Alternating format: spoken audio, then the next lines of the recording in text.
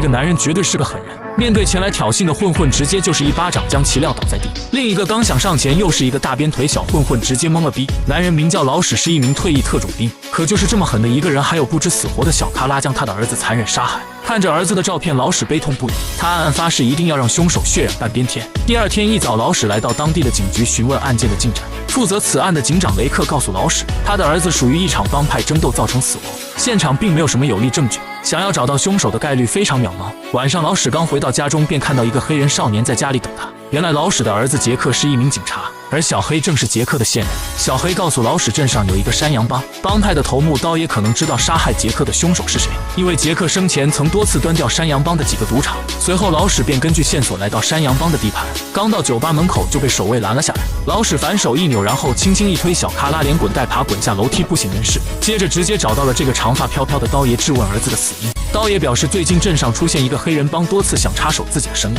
而现在自己的地盘却死了一名警察。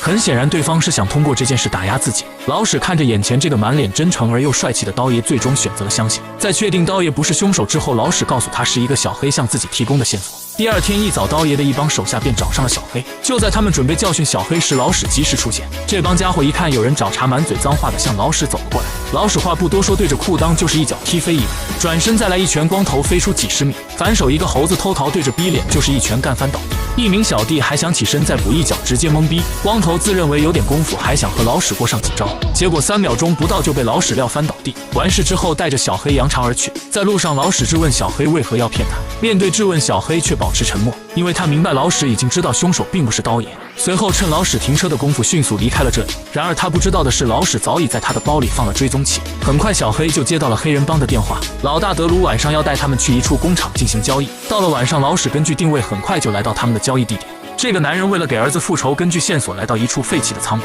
下车后，他将这帮家伙的所有汽车都安装上追踪器，然后躲在旁边悄悄观察，发现2个帮派正在进行毒品交易，而在四周还埋伏着大量的黑人帮成员。但令老史意外的是，负责他儿子案件的警长雷克也在现场，而他旁边正是黑人帮的老大德鲁。很显然，他们警匪早已勾结。随着楼顶狙击手的一声枪响，大战一触即发，双方随即展开了激烈的火拼。很快，占有人员优势的黑人帮就将对方全部解决。这帮家伙不仅1分钱没花，还免费得到了几百公斤的面粉。好一个预谋已久的黑吃黑！随后便带着一众小弟扬长而去，而老史也在他们离开之后悄悄跟了上去。漆黑的深夜，他没有开灯，对方根本没有发现他的存在。很快，老史就跟着他们来到了一处仓库。老大德鲁与警长雷克分赃后，又将所有面粉藏在了仓库之中。等这帮家伙全部离开之后，老史用小铁片轻松撬开锁头，来到仓库，打开柜子，里面全是面粉。老史决定给他们加点猛料。做完这一切之后，老史立马又来到黑人帮的另一个据点。话不多说，直接动手，抓住手腕，一个鞭腿踢飞几十米，随后再来一套闪电5连鞭，外加一招接话发，小卡拉直接不省人事。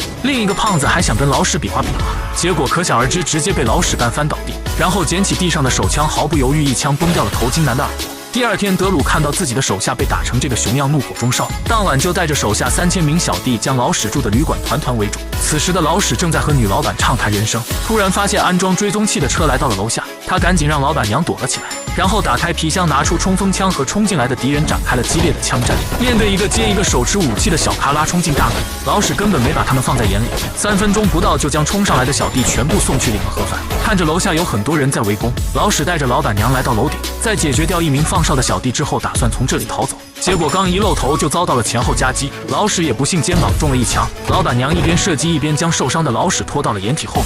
老板娘也是个狠人，举枪与黑人帮展开了相互对射。就在此时，警笛声传来，黑老大不得不暂时带着剩下的一个小弟逃离现场。等老史再次醒来时，伤口已被老板娘的医生表弟妥善处理。第二天，老史来到小黑的家中，在老史的逼问下，小黑终于说出了实情。原来老史的儿子杰克拍到了警长与黑帮勾结的犯罪证据，而小黑恰好听到了老大和警长的谈话，两人打算要干掉杰克。于是小黑将杰克约出来，准备通风报信，让他小心点。可是当小黑赶到时，却发现有人开枪击中了他，而开枪的人正是警长雷克。得知真正的凶手后，老史展开了最后的复仇行动。仓库内2伙黑帮正在进行面粉交易，没想到在验货的时候，却发现袋子里面全都是货真价实的小苏打。警长雷克见状，立马亲自尝了一下，果然真是小苏打。德鲁瞬间明白，这肯定是老史做的手脚。关键时刻，门外的2名守卫被老史一枪击毙。德鲁见状，干脆一不做二不休，直接将对方所有的小弟送去领了盒饭，然后也不顾白衣男的威胁，唧唧歪歪说了一些废话后，结束了对方的性命。这边的老史已经入侵到了仓库内部，